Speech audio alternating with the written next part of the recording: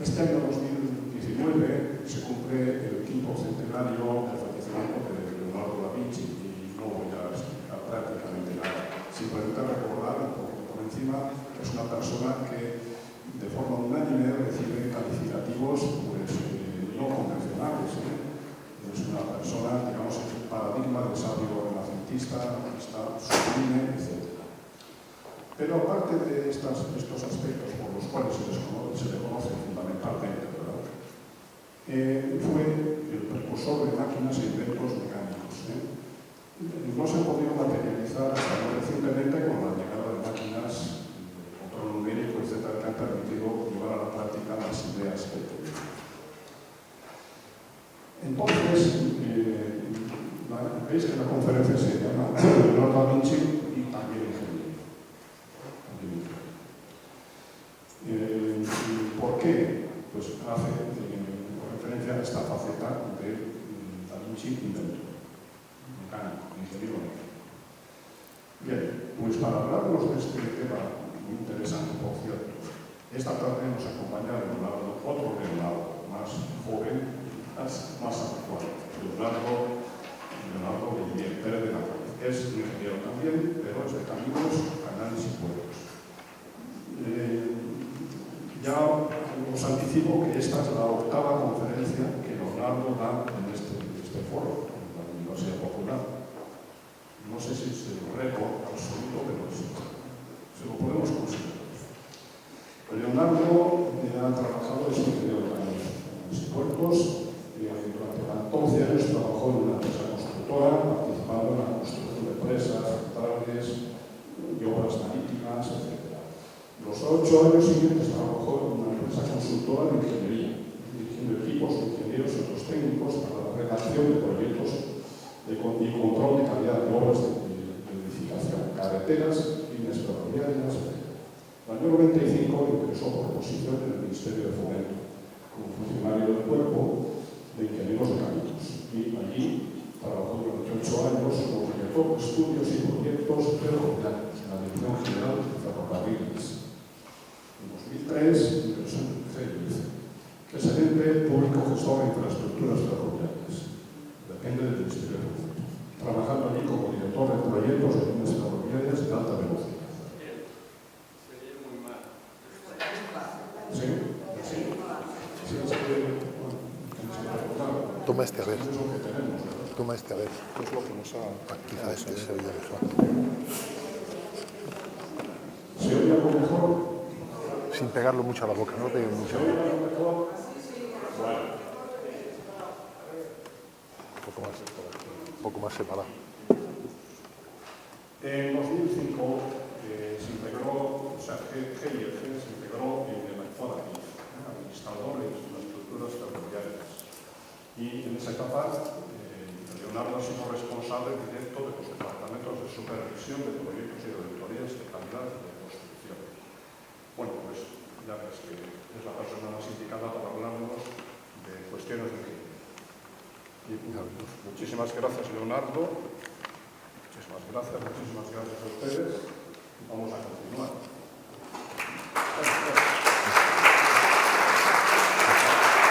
Vale. Ajá. Okay. Buenas tardes. Pues muchísimas gracias, por supuesto, a Gabriel por la presentación y a ustedes, a vosotros por estar todos aquí esta tarde. Y bueno, como ha dicho Gabriel, pues hace 8 días se ha cumplido, el 2 de mayo, el 5º aniversario, el 5º centenario, 500 años del fallecimiento de Leonardo da Vinci, que es un personaje, como también ha comentado en la presentación, pues para el que se quedan cortos los calificativos convencionales. Eso de sabios, renacentista, artista sublime, genio, visionario, precursor, en fin, todo eso fue. Y vamos a ir viendo con detalle algunas cosas, ¿no?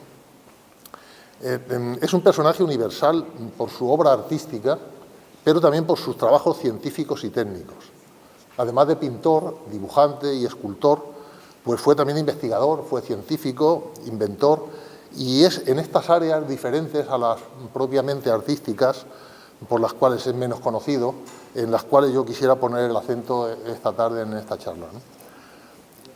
La obra pictórica de Da Vinci, a pesar de ser relativamente escasa, es la que le ha hecho destacar como el gran maestro del Cinquecento, por encima incluso de Miguel Ángel y de Rafael, con los cuales forma la gran tríada de esa época. No firmó ninguna de sus pinturas, lo que ha dado lugar a ciertas controversias sobre la autoría de varias obras que se le han ido atribuyendo tradicionalmente con diverso grado de credibilidad. Estos trabajos pictóricos que hizo junto con sus cuadernos de notas, que contienen diagramas, dibujos, ideas sobre el arte pictórico, pues todo eso constituye de verdad un legado impresionante. La historia de la pintura le cataloga entre sus mayores genios, pero además, como he dicho, investigó y desarrolló teorías y creaciones sobre mecánica, sobre anatomía, sobre óptica, sobre aerodinámica, química, arquitectura, hidráulica, escenografía, astronomía, etcétera. En fin, una gran variedad de campos del saber y del conocimiento. Y fue precursor de algunas máquinas e inventos que no se han podido materializar hasta que estaban disponibles nuevas técnicas en épocas relativamente recientes, ¿no? Bueno, pues con este significado global es con el que me refiero a él como también ingeniero. De hecho, la Real Academia define ingeniería como el conjunto de conocimientos orientados a la invención y utilización de técnicas para el aprovechamiento de los recursos naturales o para la actividad industrial. Bueno, pues Leonardo da Vinci, como iremos viendo, entra de lleno en esta definición. Su enorme creatividad se basaba en observar pautas y patrones de la naturaleza y después teorizar estableciendo analogías y relaciones. Tenía, entre otras, dos cualidades que desarrolló intensamente, ¿no? Una curiosidad insaciable por saber, por conocer el porqué de las cosas, y tenía también unas dotes de observación prodigiosas. Acertó en muchas ocasiones, pero también se equivocó en otras muchas. Sus investigaciones científicas fueron en buena parte minusvaloradas y olvidadas por sus contemporáneos. En cambio, su producción pictórica pues, fue reconocida como la de un maestro, prácticamente desde el principio, y con eso es como más ha pasado la historia, ¿no? Y en este año 2019, en el que se conmemora el 5º centenario de su muerte, mejor dicho, desde el año pasado, desde el 2018, ya se está conmemorando, pues se están celebrando, y más que se va a hacer en varios países, exposiciones y conferencias, publicación de nuevos libros, biografías, etcétera, ¿no? Sobre su figura y sobre su obra. París, Florencia, Milán y Londres son las ciudades que han organizado las exposiciones más relevantes del año Da Vinci. Que yo sepa, en España no hay ninguna obra pictórica original de Da Vinci. El Museo del Prado no tiene. Y las celebraciones en España pues, no están a la altura deseable. Únicamente la Biblioteca Nacional tiene dos obras suyas originales que son manuscritos muy valiosos. Después hablaré de ellos. Esta exposición, del cual vemos aquí el cartel, está basada en infografías, en paneles, vídeos, fotos, y la única obra de arte que hay es la Tabola Lucana, que aquí hay una imagen de esta pintura, que es un retrato de Leonardo que fue descubierto en 2009, hace solo 10 años, y del que solo los organizadores de la exposición consideran que es el único que reúne todas las condiciones históricas, artísticas, literarias y científicas para ser un autorretrato de Da Vinci. De hecho, a día de hoy esta obra pues, se ha expuesto ya en otros sitios y siempre ha generado polémica. Y en la Biblioteca Nacional hemos podido ver los códices llamados Madrid I y Madrid II, que son dos de los 23 códices que se conservan en el mundo. Digo, hemos podido ver porque cuando se inauguró la exposición en noviembre del año pasado, estuvieron expuestos los originales, o sea, las hojas sobre las cuales Da Vinci puso sus manos y dibujó de su puño y letra, ¿no? Pero eso estuvo así durante poco tiempo, 2 o 3 meses como mucho, porque son documentos muy antiguos que necesitan unas condiciones de humedad, de temperatura, de iluminación especiales, y los sustituyeron por facsímiles, eso sí, de muy buena calidad, y los guardaron en sitios protegidos, ¿no? Estos libros, estos dos cuadernos, estos dos códices, son cuadernos de notas y dibujos que son diferentes entre sí respecto a contenido y también respecto a la época en que se redactaron. Y están escritos en escritura invertida o de espejo, ¿no? Es una escritura que hay que leer con un espejo para que se entienda bien, ¿no? Se trata de manuscritos originales que incluyen notas de ingeniería, de construcción, de hidráulica, entre otras ciencias, y describen también máquinas e ingenios que se le fueron ocurriendo a Da Vinci. El Códice 1 es un tratado de mecánica y estática y el 2 es un estudio de fortificaciones, de estática y de geometría. Bueno, en él también hay una lista que hizo Leonardo con los libros que guardaba él en su biblioteca personal, 116 títulos clasificados por materias. Él mismo dejó escrito que era un hombre sin letras y por tanto no podía leer todos los libros clásicos, no sabía latín, para él esto era un poco una espinita, ¿no? Pero lo cierto es que hacía algo muchísimo mejor que saber latín, y es que leía la naturaleza, ¿eh? Y estos dos manuscritos llegaron a España traídos por Pompeo Leoni, que era un escultor que trabajó para Felipe II. Tras varios avatares y casi 2 siglos en paradero desconocido, bueno, desconocido, estaban en el Museo del Prado, en la Biblioteca Nacional, pero estaban mal catalogados y no se sabía lo que era realmente, ¿no? Y fueron encontrados en los archivos de la biblioteca pues hace relativamente poco, en el año 1964. Y tras su restauración pues se han digitalizado y ahora están en Internet a disposición de quien los quiera consultar en todas sus páginas. Su valor artístico y documental es extraordinario, ¿no? Ni qué decir tiene, ¿no? Y además estos dos manuscritos constituyen las 2 únicas obras que existen en España que con seguridad son de Da Vinci. Según manifiestan desde la Biblioteca Nacional, pues son consultados por Internet continuamente, desde muchos lugares del mundo se van registrando entradas que los están viendo y los estudian, ¿no? Existen otras recopilaciones de páginas manuscritas por Leonardo repartidas por diversos países, especialmente Inglaterra, Italia y Francia. Casi todos los códices tienen nombre propio, ¿eh? Yo voy a citar solo algunos ejemplos. En la biblioteca del Castillo Sforzesco de Milán pues está el llamado Codex Tribusianus. En la Biblioteca Real del Castillo de Windsor está el Codex Windsor. En el Museo Victoria y Alberto de Londres está el Codex Forster. En el Museo Británico el Codex Arundel. En fin, los de nuestra biblioteca, como ya he dicho, son Madrid 1 y Madrid 2. En la Biblioteca Real de Turín está el Códice sobre el vuelo de los pájaros. Y hay uno que es el último del cual ha habido transacción comercial, que está en la biblioteca privada, en la colección de Bill Gates, el llamado Codex Leicester, que es el único que está en manos privadas, como digo, lo compró en una subasta hace 25 años por $31 millones. Bueno, después les iré hablando más de los códices, porque ya tras esta presentación del personaje, pues yo creo que ya es hora de ir entrando en su biografía, en cuyo contexto pues iremos viendo sus diversas realizaciones. Nació en 1452 en la localidad de Vinci, que pertenece a la provincia de Florencia y está en la región toscana, ahí más o menos en el centro de Roma, de Italia. Su madre se llamaba Catalina, era una campesina que trabajaba al servicio de la familia, de su padre, y que era un notario florentino llamado Piero, que provenía de una rica familia. Y entonces Leonardo vivió con su madre hasta que cumplió 5 años y después pasó a formar parte de la familia de Ser Piero, su padre, y vivió con ellos, separado de su madre, que luego después se casó con un artesano de la región. Pero su abuela paterna, la madre de su padre, que era ceramista, le quiso mucho y fue su primera maestra de arte. Se crió durante varios años como hijo único, ya que los otros 11 hijos de su padre, que se casó 4 veces, nacieron de los 2 últimos matrimonios. Y con el tiempo acabaron en pleitos, porque sus hermanos quisieron privarle, como no era hijo legítimo de su padre, pues quisieron privarle de la parte de la herencia cuando falleció el padre, a pesar de que éste nunca había negado su paternidad, pero tampoco dio nunca el paso necesario para legitimarlo como hijo suyo, lo cual no le habría resultado difícil, porque era notario, ¿no?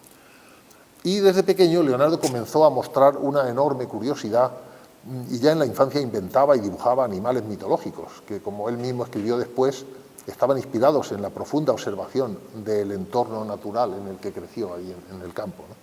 Cuando tenía 14 años ingresó como aprendiz en el taller de Andrea Verrocchio en Florencia.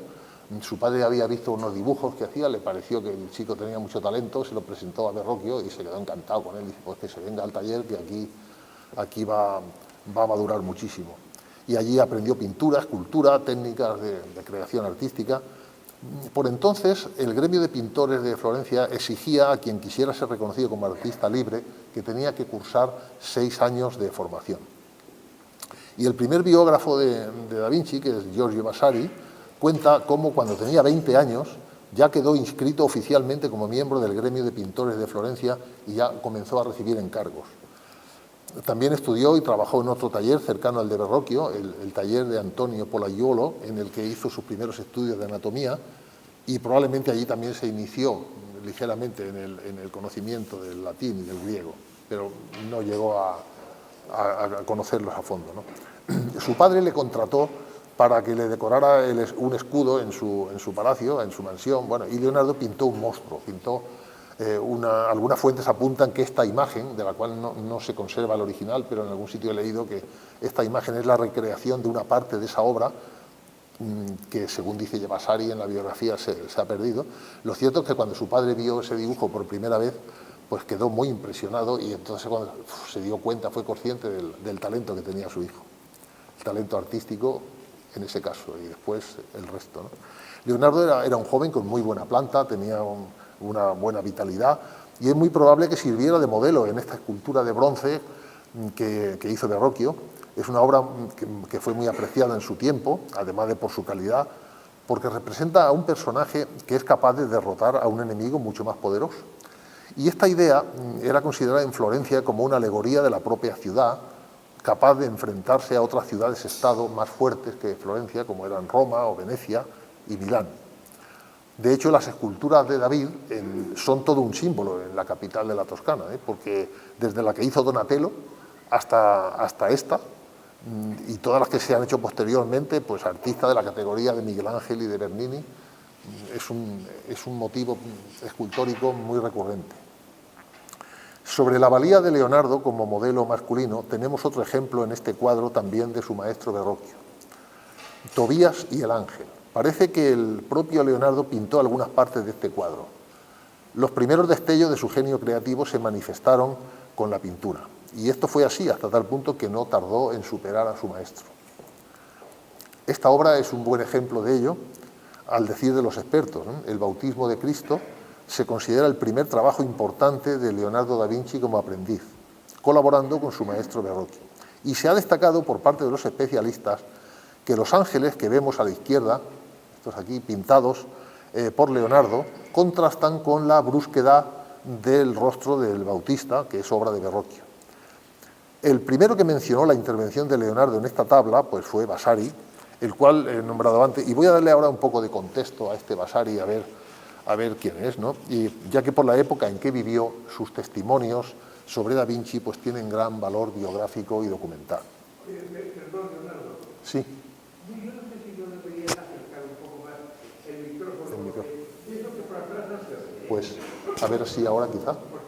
Sí. Pues mejor así, espero que así se oiga un poco mejor. Más alto, que yo hablaré más alto, pues también. Bueno, pues gracias por las observaciones para que se pueda mejorar la acústica. Bueno, pues decía que Vasari fue un arquitecto y pintor italiano, además de escritor, que vivió en Florencia hasta 1574, o sea, sobrevivió a Da Vinci pues, en 55 años. 30 años después de fallecer Da Vinci, ya publicó, este Vasari publicó las vidas de los más excelentes pintores, escultores y arquitectos italianos, en las cuales incluyó la suya. Y dice Vasari que Verrocchio acabó abatido y disgustado consigo mismo al sentirse superado por su propio aprendiz, por lo que llegó a romper sus pinceles delante de todos sus aprendices, prometiendo no volver a pintar nunca jamás.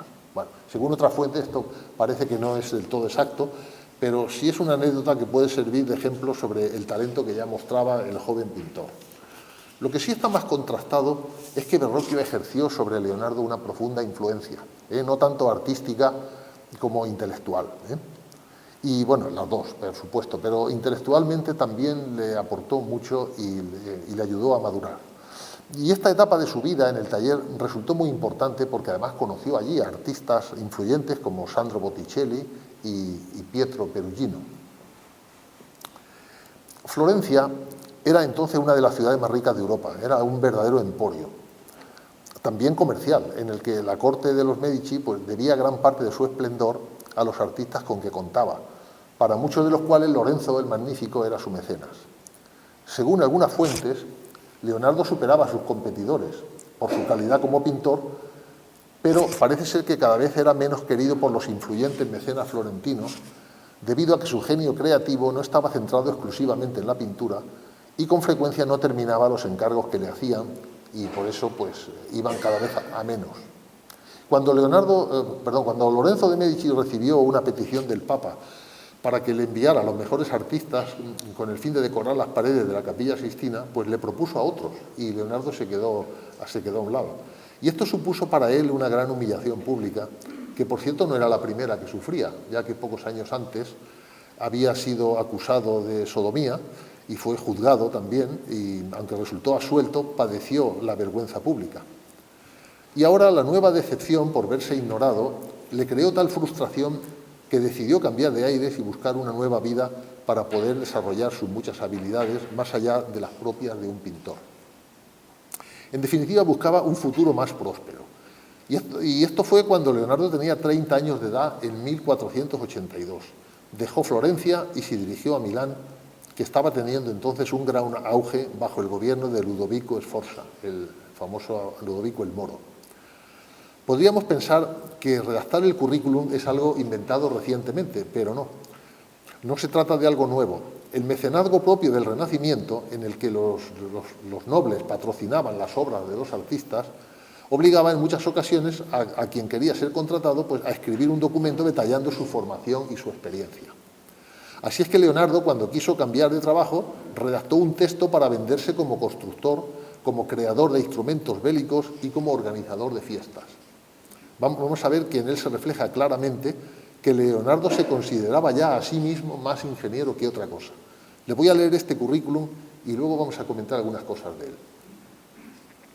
Muy ilustrísimo señor, habiendo visto y considerado los experimentos de todos aquellos que se dicen maestros en el arte de inventar instrumentos de guerra, y encontrando que sus invenciones no difieren de las conocidas, me animo, sin deseo de perjudicar a nadie, a solicitar a vuestra excelencia una entrevista en la cual le haré conocer algunos de mis secretos.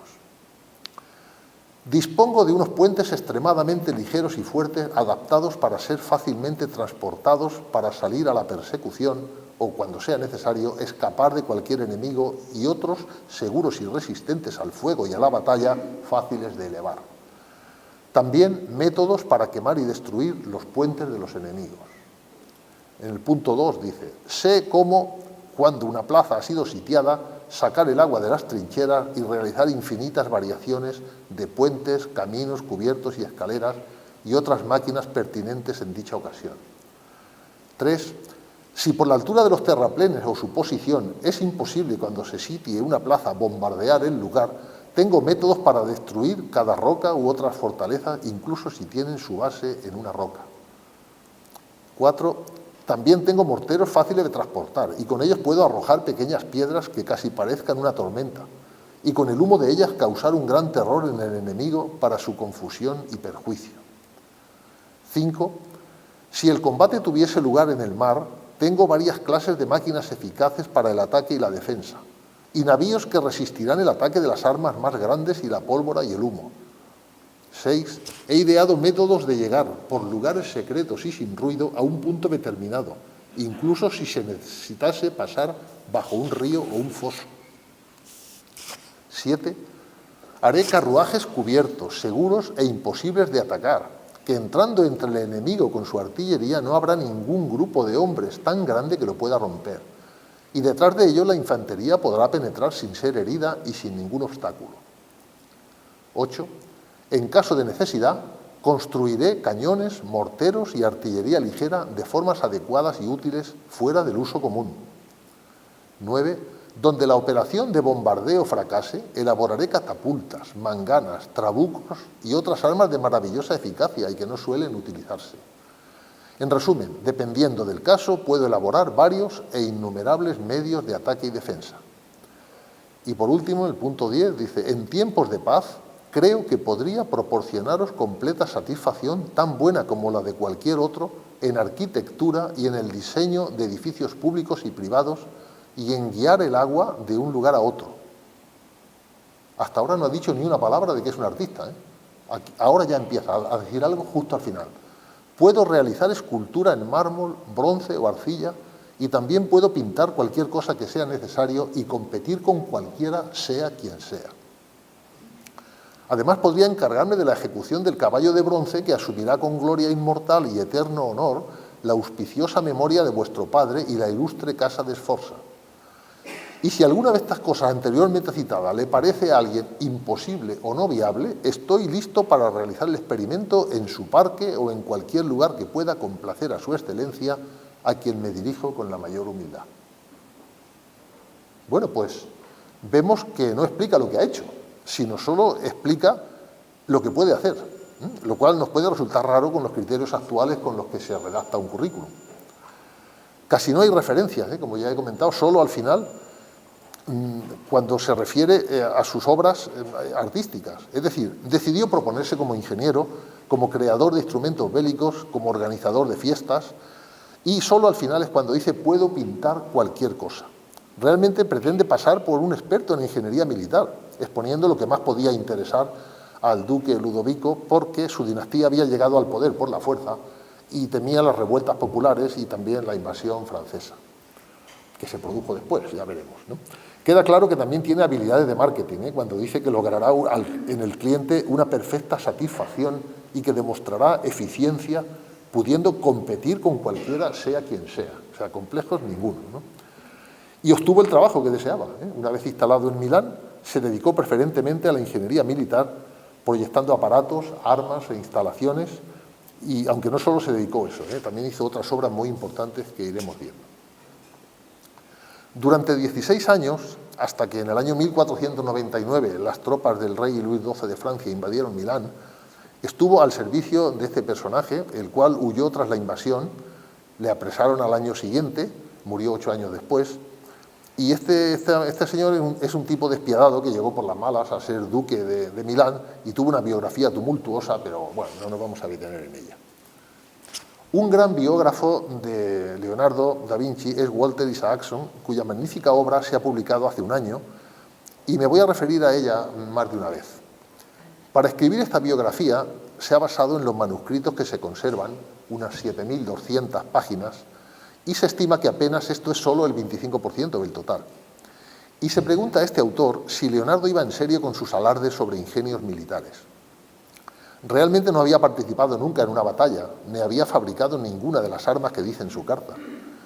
Sin embargo, el hecho de que destaque sus habilidades en asuntos de guerra y construcción de armas y de material de defensa, pues resultaba oportuno en un momento en el que las tensiones políticas entre Florencia y Milán iban a más. Realmente, como vemos, no había trabajado, o sea, no había participado en ninguna guerra, pero sí había leído un libro de un antecesor suyo, Roberto Balturio, que se había publicado pocos años antes, en un libro magnífico, se llama De Re Militari, donde describe armas, describe inventos para la guerra, describe y dibuja perfectamente. O sea, es un antecesor en el arte de la guerra muy bueno respecto a... Y Da Vinci leyó ese libro, aprendió, y yo creo que con eso se atrevió a escribir el currículum que escribió.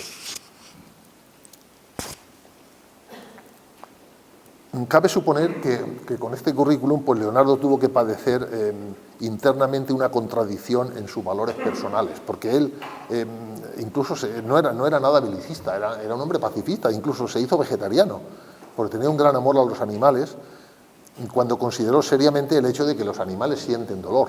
Y de hecho escribió esta frase que pongo aquí: mi cuerpo no será una tumba para otras criaturas. Esto por una parte, pero por otro lado diseñó máquinas de matar con mortíferas intenciones para causar al enemigo, como él decía piadosamente, confusión y perjuicio. Es decir, que aunque era de talante pacifista, necesitaba ganarse la vida, y el oficio de ingeniero militar estaba bien pagado entonces, y esto fue lo que él aprovechó. Así que decidió aceptar los encargos que generaba la guerra, y por lo menos en 3 ocasiones trabajó y cobró de estos 3 personajes temidos y ambiciosos, que fueron primero Ludovico durante 17 años, después durante 6 años el muy odiado César Borgia, y a partir de 1506 Massimiliano Sforza, otro de la dinastía milanesa, que también fue duque de Milán como su predecesor, Y a pesar de que esto no era lo que prefería hacer, pues sí era lo suficientemente pragmático para aceptar el dinero que necesitaba para dedicarse a su verdadera pasión, que era la investigación científica.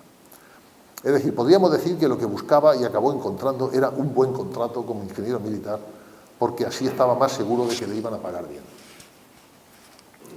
Un buen ejemplo de esta contradicción es este diseño con dibujos de un carro de asalto con cuchillas en forma de hoz. Leonardo dibuja dos cuerpos humanos en el suelo, con las piernas cortadas. Y arriba, a la izquierda, vemos a otros dos en el momento en que esta máquina diabólica les corta por la mitad. O sea, está claro que tenía facilidad también para imaginar cosas terribles que resultaran convincentes para quienes hacían la guerra. Este es otro ejemplo de máquina de guerra que, como casi todas ellas, pues no llegó a realizarse. Es quizá uno de los más conocidos que diseñó este vehículo con forma de tortuga para producir pánico entre los enemigos. La superficie exterior estaba reforzada por placas de metal. Realmente es el precursor del tanque moderno, es un vehículo acorazado con gran capacidad para disparar. Y arriba a la izquierda vemos dos de los dibujos realizados por Leonardo, uno del conjunto del aparato, el que está arriba, y el que está justo debajo es otro de la parte interior donde se alojan las ruedas. Y lo demás pues son fotos de maquetas que se han construido con este diseño. Vamos a ver aquí ampliado el dibujo este de las ruedas. Este vehículo estaba pensado para ser accionado por tres hombres, digamos la tripulación. Y en el diseño original hay aparentemente un error, porque los engranajes de las ruedas son contradictorios. O sea, no giran ambos ejes para avanzar en el mismo sentido. Digo lo de error aparente porque parece difícil que él no se diese cuenta de un detalle así. Y más bien podría ser una precaución del autor para impedir que el aparato pudiese ser construido sin contar con él. Porque además no es un caso único, ¿eh? También otros ingenieros del Renacimiento ocultaron o encriptaron ciertos secretos de su trabajo cuando estaba relacionado con máquinas de guerra o con fortificaciones. Esta máquina voladora también es precursora de algo que conocemos bien, ¿eh? Con el dibujo que realizó Leonardo, pues, que está aquí a la izquierda, pues vemos que se ha construido después maquetas y prototipos de este aparato que no han funcionado como él esperaba. Pocos diseños de Da Vinci son más conocidos que este bello protohelicóptero, que diseñó en 1483. Estaba pensado para ser manejado por 4 personas que debían mover el eje central para hacer girar las alas, pero no llegó a despegar. Este aparato llamado el tornillo del aire me parece un buen ejemplo de lo que comentaba al principio de máquinas que no se han llegado a realizar hasta que se ha dispuesto de tecnologías más eficaces. Esto si gira a la velocidad que se necesita, probablemente se levanta, como se ha comprobado después, ¿no? Claro que a mano no se puede hacer girar esto con la velocidad necesaria para que esto se eleve, ¿no? La idea que Da Vinci quería desarrollar es, dice, si yo cojo, por ejemplo, un taco de madera y meto un tornillo, lo voy metiendo, el tornillo va ascendiendo, o sea, lo meto así por debajo, va ascendiendo sobre el taco de madera. Pues ¿por qué no en el aire? Si este tornillo gira, pues va subiendo en el aire y se va encastrando en el aire. Esa era su idea, pero claro, había que haberle dado estas vueltas con mucha más rapidez. Bueno, pues otro, como pasa con los helicópteros, que sí que funcionan. Bueno, pues la catapulta había sido ya utilizada durante varios siglos antes de que Leonardo hiciera una remodelación de ella, que es lo que hizo en este dibujo. Es un diseño muy peculiar en el que usó un resorte de doble hoja para producir una enorme energía con el objetivo de lanzar las piedras a gran distancia. Aquí vemos un dibujo también muy curioso de un sistema que diseñó Da Vinci para evitar el asalto desde el interior de una muralla. O sea, estos soldados que hay aquí accionan unas palancas. Estas palancas hacen mover estas cerchas y entonces al tirar de aquí, esto se empuja hacia afuera, salen por unos agujeros a través de la muralla y repelen con unos largueros que ya están colocados ahí, repelen las escaleras que se están apoyando en el muro. Con lo cual, pues los asaltantes, junto con la escalera, se van al suelo, ¿no?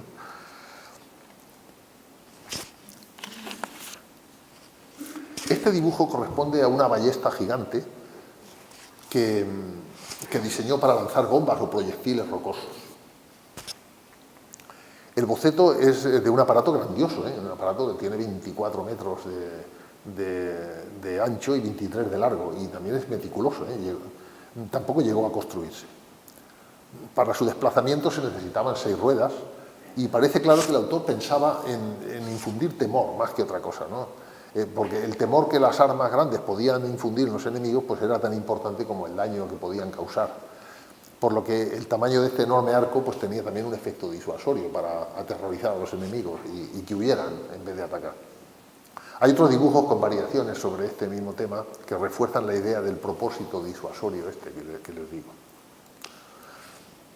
Otra de las muchas cosas que estudió Leonardo relacionadas con las armas es cómo aumentar los disparos. Se le ocurrió y dibujó este diseño de varias bocas de fuego unidas. Realmente puede parecer un antecedente de la ametralladora moderna, aunque el mecanismo es diferente. Y los proyectiles pues no van todos aquí en la misma dirección. Su objetivo principal era hacer frente a un regimiento de infantería enemiga que viniera avanzando. La foto que vemos aquí es una maqueta que se ha construido con ese diseño. Otro de sus inventos relacionados con la guerra son pequeños proyectiles o explosivos cosidos dentro de una cubierta flexible, formando un proyectil único. O sea, una vez lanzado, pues este invento explotaría en muchos fragmentos, consiguiendo así mayor efecto que el cañón de un solo proyectil. Claro, el concepto de las modernas bombas de racimo pues está basado en esta idea.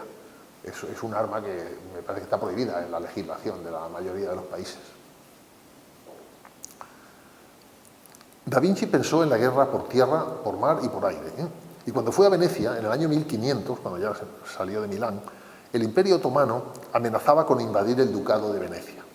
La flota turca tenía capacidad para ello y la flota veneciana pues no hubiera podido defenderse adecuadamente. Y ante esta situación, Leonardo ofreció su ingenio a los gobernantes del Consejo de Venecia y diseñó máquinas para la guerra en el mar. Una de ellas es este barco Escorpión, que es una nave, va a remo, dotada de una enorme hoz, que es esto que vemos aquí, que se mueve desde una plataforma giratoria, de tal manera que en un combate a corta distancia pues caería sobre el barco enemigo imitando el ataque que realizan los escorpiones con su cola, un picotazo demoledor, ¿no? Además, les propuso algo impensable antes, que es una guerra submarina, con barcos y soldados que pudieran moverse bajo el agua para atacar a los turcos por sorpresa. Consiguió trabajo como ingeniero militar y creó un sistema de trincheras flotantes para proteger la ciudad de un ataque exterior. Y para sorprender a los barcos enemigos atacándolos bajo el agua, diseñó un pequeño submarino que consistía en un recipiente cerrado con una torreta cónica, con una tapa en el medio, válido solo para una persona. Tenía que ser pequeño y se tenía que mover sin llamar la atención, por debajo de los barcos anclados para hacer agujeros en su casco. Esa es un arma estratégica que tendría a su favor el factor sorpresa. En esa época era una idea loca, pero poco a poco fue perfeccionando, como hacía con casi todos sus diseños y máquinas. En los dibujos de sus códices también está un traje de buceo, una especie de mono fabricado en cuero que cubría también la cabeza a modo de capucha, con 2 cristales integrados frente a los ojos. En el dibujo del centro vemos, y también en la foto, vemos que había previsto como lastre un par de sacos de arena atados a la cintura y una bolsa llena de aire colocada en el pecho para graduar la flotabilidad. También había previsto una bolsita para orinar, el submarinista, ¿no? De la parte superior sobresalía el equipo de respiración, consistente en 2 cañas de bambú atadas a los lados de la cabeza, que el buceador sujetaba con la boca y subían hasta la superficie, donde se mantenían a flote protegidas del agua gracias a un dispositivo en forma de campana que se fabricaría en corcho. En realidad, la mayoría de las máquinas y aparatos que diseñó eran para uso civil, destinados al transporte, a la construcción de edificios, a la fabricación de tejidos, a mejorar la vida en las ciudades. No ha pasado a la historia como una persona belicista, porque es que no lo era. Sí era probablemente el inventor más grande de la historia, aunque no tuvo mucha repercusión en la tecnología de su época. La mayoría de los inventos estos no se materializaron, los papeles estos se perdieron, así como las pinturas se conservaron. Esto no, esto apareció siglos después, ya comentaré algo al respecto. Por eso no tuvo en su momento la importancia y la valoración como ingeniero y como técnico que merecía. Todo lo que se le ocurría lo anotaba en hojas sueltas y en cuadernos, dibujando esquemas Y aunque no parecía tener gran interés en construirlos, o no fue capaz de convencer a ninguno de sus ricos mecenas para que financiasen la construcción. De modo que casi ninguno se construyó durante su vida, porque es que además nunca hizo público sus esquemas y nadie supo de ellos hasta que después de su muerte aparecieron en los cuadernos. Su legado ha llegado hasta nuestros días gracias a los códices y los manuscritos y han generado, cuando se han ido descubriendo, una enorme admiración hacia este personaje del Renacimiento. Tras analizar sus dibujos, pasados los años, empezaron a construir modelos de sus aparatos y realmente con los adecuados retoques y complementos la mayoría de ellos funcionan. Vamos a ver ahora tres de los más importantes inventos civiles de Da Vinci, que son la ciudad ideal, el robot y el coche autopropulsado. Bueno, aquí hay un esquema de una bicicleta que funcionaría con cadenas y un paracaídas y, en fin, un ala articulada, un montón de cosas, ¿no?, que se le fueron ocurriendo. Mientras Leonardo vivía en Milán, la peste negra asoló la ciudad, pues, al igual que en toda Europa. Y en las ciudades la gente sufría y moría mucho más que en los pueblos pequeños y en zonas rurales. Y Da Vinci pensó en por qué las ciudades eran tan vulnerables a la enfermedad. Y comenzó a diseñar una de sus invenciones más ambiciosas, que era una ciudad nueva, planeada desde cero y organizada en diferentes niveles. Iba a decir casi como Tres Cantos, una ciudad nueva partiendo de cero, ¿no?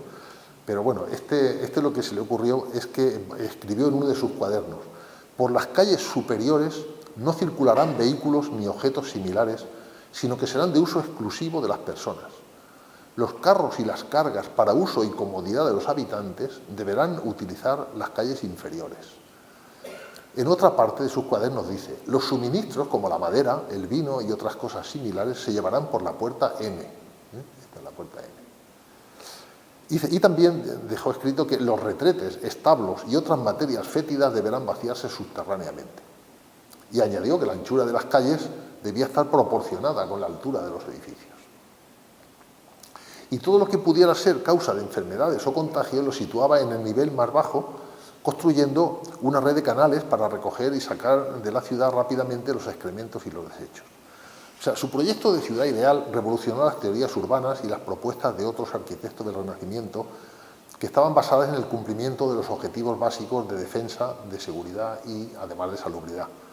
Leonardo no realizó estudios oficiales de tipo técnico y todo lo que aprendió respecto a urbanismo y arquitectura fue gracias a su observación y al estudio de los tratados escritos por Francesco di Giorgio, que era otro genio renacentista, aunque este era del 400, que tenía 14 años más que él y fue su amigo y con el cual compartió proyectos y viajes y vivencias, ¿no? Para Leonardo pero Leonardo no solo no siguió todas las directrices de su maestro, sino que cambió las teorías y las propuestas que se venían desarrollando y planteó, entre otras innovaciones, una ciudad sin amurallar, probablemente la primera desde el inicio de la civilización. Y como ya hemos visto, con dos niveles de circulación, el superior para peatones, atravesada por canales que servían de navegación y de abastecimiento, pero las ideas para esta ciudad pues eran consideradas muy costosas y no encontró la financiación necesaria para llevarlas a cabo. El resultado fue un plan urbanístico que no llegó a construirse en vida de Leonardo, pero sus ideas es evidente que influyeron en la imaginación de las siguientes generaciones y ayudaron al desarrollo de la ingeniería y de la tecnología en los siglos posteriores. El segundo de los tres inventos que les decía antes es este artefacto autopropulsado que se puede considerar el primer coche de la historia. Además, al no tener conductor, pues también puede considerarse el primer vehículo autónomo. No tiene volante, sí tiene una especie de timón con el que se puede prefijar distintos ángulos y direcciones para moverse. Aún no sabemos con exactitud cuándo los coches autónomos van a utilizarse masivamente en nuestros días, tal vez dentro de 8 o 10 años, pero hace más de 500 años alguien pensó en ello, ¿eh? Un ejemplo más de que Leonardo da Vinci fue un adelantado a su tiempo. Este vehículo que él diseñó estaba destinado a la diversión durante los llamados festivales cortesanos que Leonardo estaba encargado de organizar en la corte de Ludovico Sforza. Es de madera, de poco más de 1,5 metros de largo, funciona con unos resortes metálicos en espiral y están acoplados a unas ruedas dentadas como un juguete al que hay que darle cuerda. Imaginemos esto cubierto con una alfombra o con un tapiz y encima una persona moviéndose así como por arte de magia, ¿no? Pues la admiración y la curiosidad que debió suscitar pues no eran pequeñas. Y el tercer invento que les dije pues es este llamado caballero robot, que puede considerarse el primer humanoide de la historia. Da Vinci tenía una cierta fascinación por la anatomía de los animales, especialmente los humanos, y comenzó a interesarse por ello al objeto de dominar detalles que le permitieran pintar las figuras con la mayor fidelidad posible. En el Renacimiento, el cuerpo humano era el tema principal de los artistas, y para pintarlo correctamente había que comprender su estructura. Pero ya desde el principio, el interés de Leonardo por la anatomía fue mucho más allá de lo necesario para un artista. Incluyó partes como el sistema nervioso, el aparato reproductor y la estructura del cerebro. Dedicó muchas horas a diseccionar cadáveres y a dibujar y escribir sobre sus hallazgos. Y esto le permitió conocer y entender bien, entre otras cosas, cómo los músculos y los huesos permitían a las aves volar y al humano moverse. Y como sabemos, no era solamente un excepcional observador de la naturaleza y un insaciable curioso sobre el porqué de las cosas, sino también era un genial realizador del método científico para deducir de la realidad existente, relacionar diversos fenómenos e inducir o extrapolar realidades nuevas. Y este proceso, resumido en estas tres acciones que he puesto aquí, le llevó a razonar que los principios por los que se movían las personas se podían aplicar a una máquina. Y diseñó un autómata con cuerdas en lugar de tendones y músculos y con engranajes en lugar de articulaciones. A diferencia de la mayoría de las invenciones de Leonardo, el caballero robot sí fue construido y se empleaba para el entretenimiento de la familia Sforza y sus invitados. Es una lástima que no se conserve. No consta qué podía hacer, aunque aparentemente podía andar, sentarse e incluso mover la mandíbula. Fue muy intensa su actividad como anatomista. Hizo innumerables observaciones que fue anotando y dibujando cuidadosamente. No todos sus dibujos se corresponden exactamente con la realidad anatómica, pero no cabe duda de que son muy buenos desde el punto de vista pictórico. Aquí vemos solo 4 de ellos, que están referidos al cerebro humano. Y este otro de un niño todavía no nacido. Como era un extraordinario dibujante, si hubiera terminado un tratado ilustrado sobre anatomía, que ese era su propósito, habría sido la obra más importante sobre el tema jamás realizada. Pero su perfeccionismo y una serie de casualidades desfavorables hicieron que quedara sin terminar.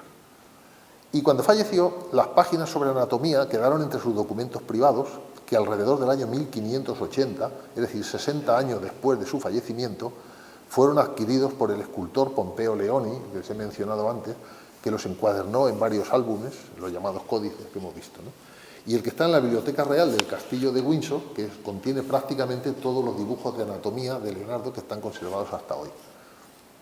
Hacia finales de su vida, afirmó haber diseccionado más de 30 cadáveres. Son cientos, por no decir miles, los dibujos que realizó sobre anatomía. Naturalmente, les traigo aquí solo una pequeña muestra de ellos. No solo del interior del cuerpo humano, también dejó anotados muchos dibujos y observaciones sobre diversas partes.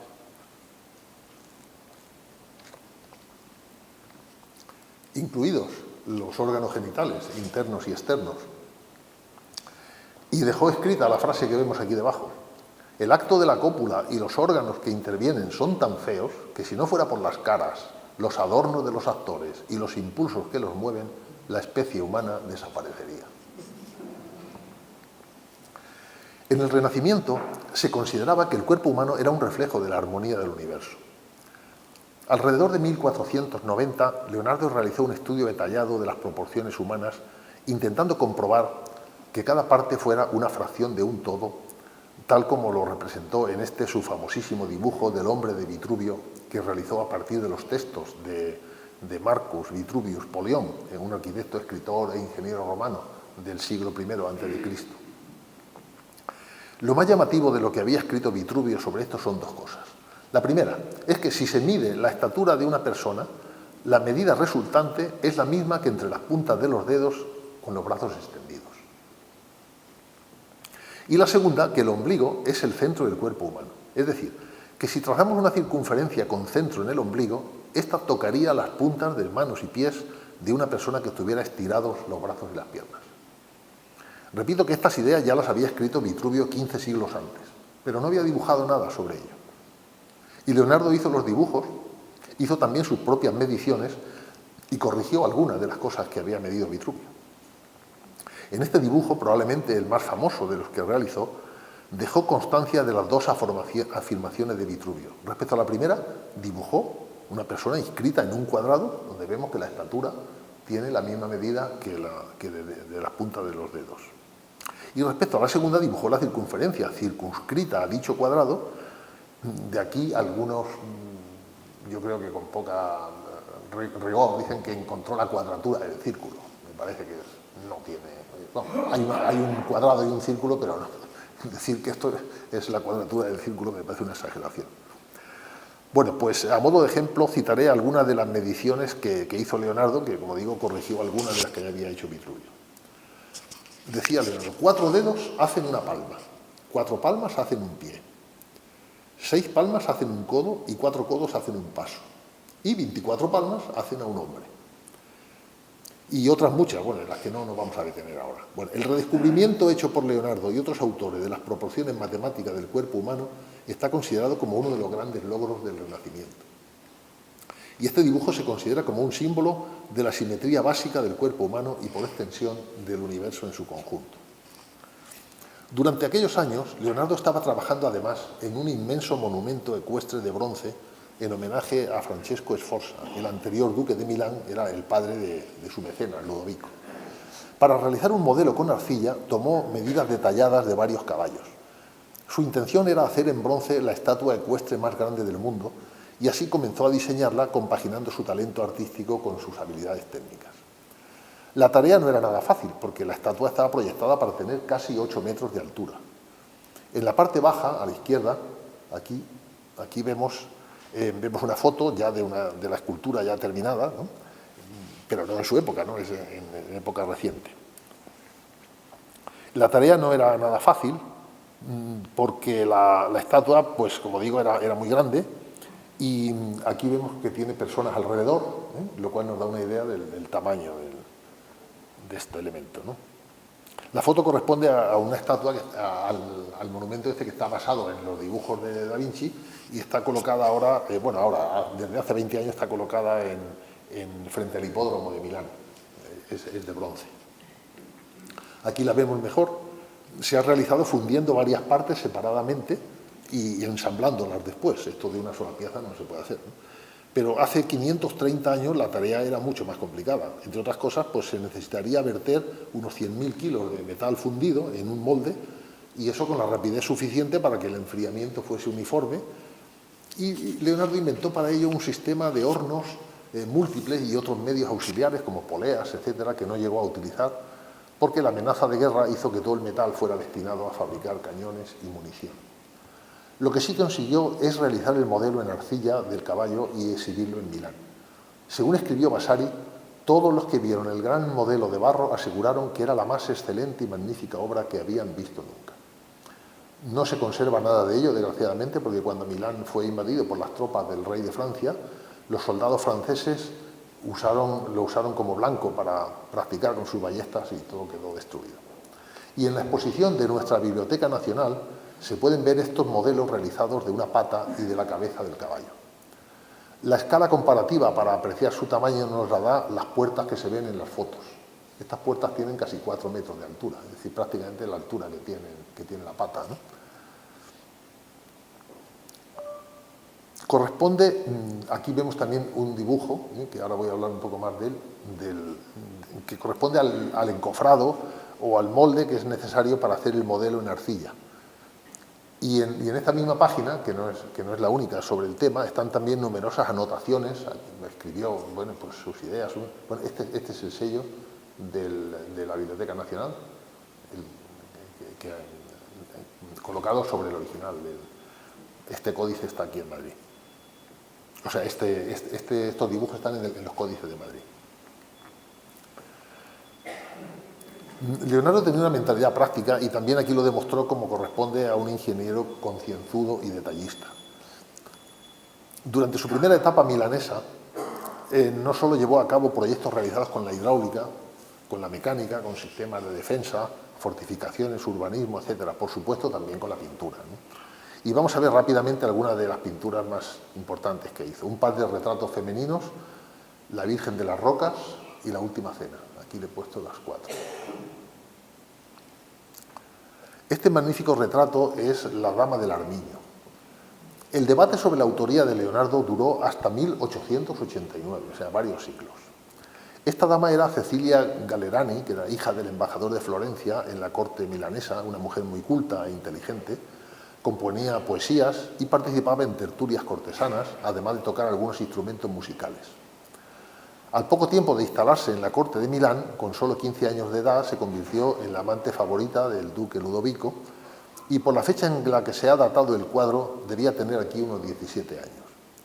El armiño en el cuadro tiene una función muy simbólica porque alude al duque, que era llamado a veces el Merlino, creo que significa armiño en italiano. Y Cecilia fue una de las pocas mujeres con las que Leonardo tuvo una amistad cercana a lo largo de toda su vida. Este cuadro es la pieza más valiosa que tiene el Museo Nacional de Cracovia. Este otro retrato se llama La Belle Ferronnière y el nombre viene de que el marido de la modelo era ferretero. Tras muchos años de dudas e investigaciones, la modelo fue finalmente identificada como Lucrezia Crivelli, que era otra amante de Sforza, aunque estuvo bastante tiempo considerada como la misma Cecilia del Armiño, con algo más de edad. La verdad es que se parecen bastante, aquí las pongo juntas, y entre ambas hay una cierta similitud de estilo, ambas son consideradas como obras muy buenas, y ha habido muchas dudas sobre la autoría de Leonardo, ¿no? Dudas que algunos expertos mantienen, pero ambas por ahora siguen en la lista oficial de obras auténticas.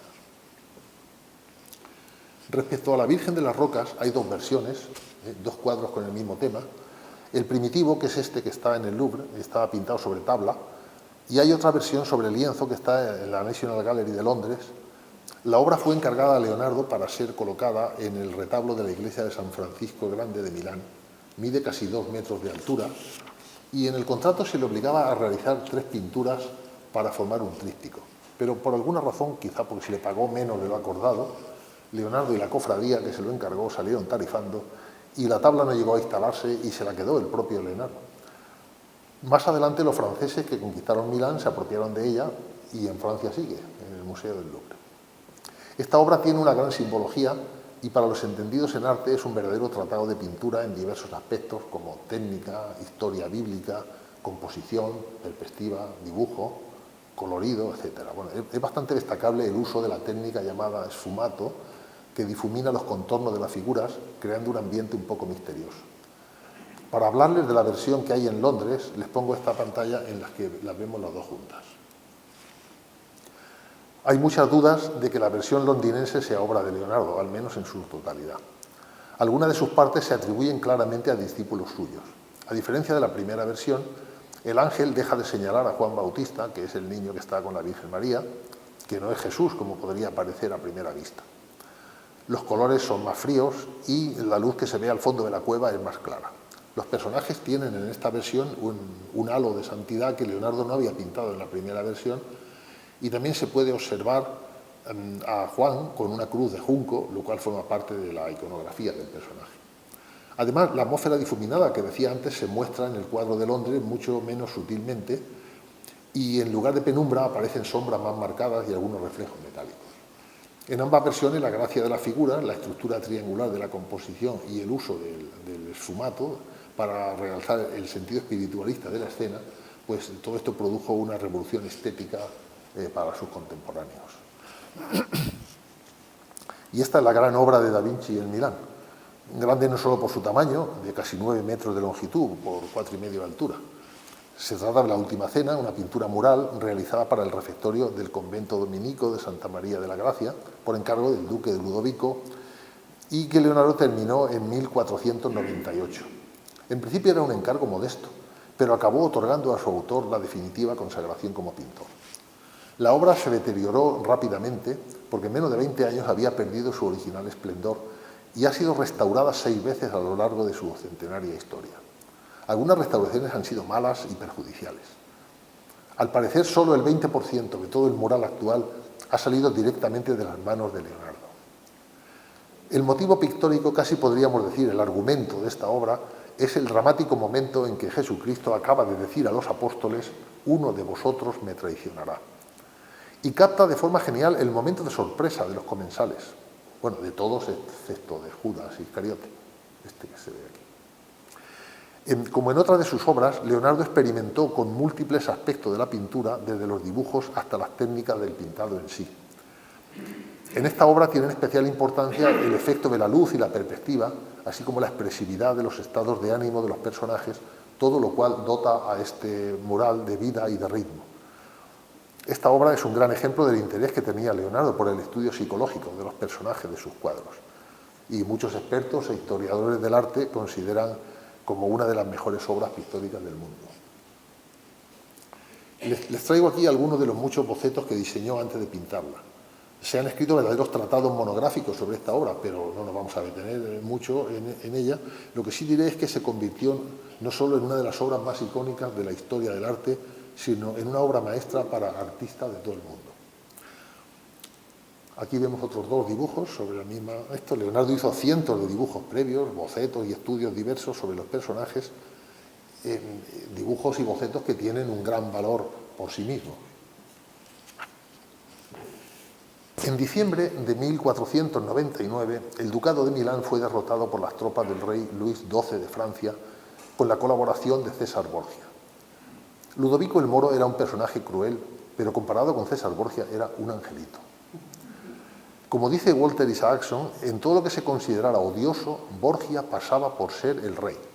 Asesinato, traición, incesto, libertinaje, violencia gratuita y corrupción.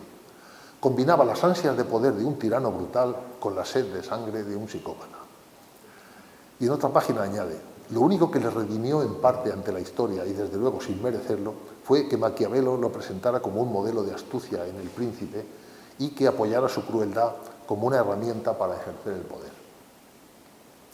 Borgia conoció a Leonardo al día siguiente de su llegada a Milán, cuando fue a contemplar la que ya era famosa Última Cena, y allí se encontró con él. Y cabe pensar que hablaron para que Leonardo le presentara sus ideas y su currículum de ingeniero militar, porque este también podía ser un buen cliente. Y Leonardo fue requerido después como ingeniero mayor de Borgia para supervisar las obras en las fortalezas de sus territorios. Aunque transcurrieron 2 años desde este primer encuentro hasta que le contrató, y en estos 2 años Da Vinci abandonó Milán tuvo estancias de pocos meses en diversas ciudades. Vivió en Mantua en compañía del matemático Luca Pacioli. También trabajó como arquitecto y como ingeniero militar en Venecia, donde ya he comentado antes, le encargaron proteger la ciudad para defenderla de un posible ataque naval de los turcos.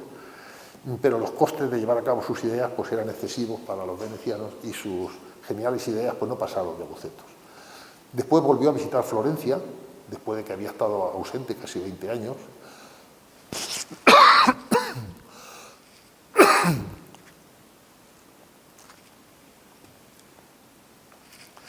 Ya en Florencia hizo un estudio sobre los ríos. César Borgia se había lanzado a la conquista de nuevos territorios y Leonardo, trabajando para él, ejerció de ingeniero en la guerra contra Pisa, realizando abastecimientos de agua, caminos, puentes, en fin, recorrió varias ciudades del norte y del centro de Italia.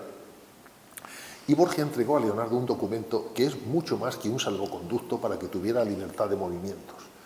Realmente es el nombramiento de ingeniero mayor con rango de general. A todos nuestros lugartenientes, capitanes, condottieri, oficiales, soldados y súbditos a los que concierna esta noticia, encomendamos y mandamos que a nuestro ilustrísimo y queridísimo cortesano, arquitecto e ingeniero general Leonardo Vinci, portador de la presente, el cual por encargo nuestro ha de examinar los sitios y fortalezas de nuestros estados para que podamos proveer en función de las exigencias de estos y de su criterio personal, concedan paso libre de todo pago a él y a los suyos, y un amistoso recibimiento, y le dejen ver, medir y calcular todo lo que quiera, y a tal efecto le proporcionen los hombres que solicite y le presten toda la ayuda y asistencia o favor que pidiere, y es voluntad nuestra que se obligue a todos los ingenieros de las obras que deban hacerse en nuestros dominios a consultar con él y a atenerse a su opinión, que nadie ose hacer lo contrario si no quiere incurrir en nuestras iras. O sea que un salvoconducto bastante bueno. Borgia trasladó su corte a Imola. Aquí vemos la ubicación de esta ciudad de Imola respecto al resto. Bueno, a ver el puntero. Bueno, ya se ve el puntito rojo, ¿no? Aquí vemos en este plano, en este mapa, está Milán ahí, Venecia, en fin, Padua y aquí está otras ciudades como Perugia, en fin, donde ya había estado también.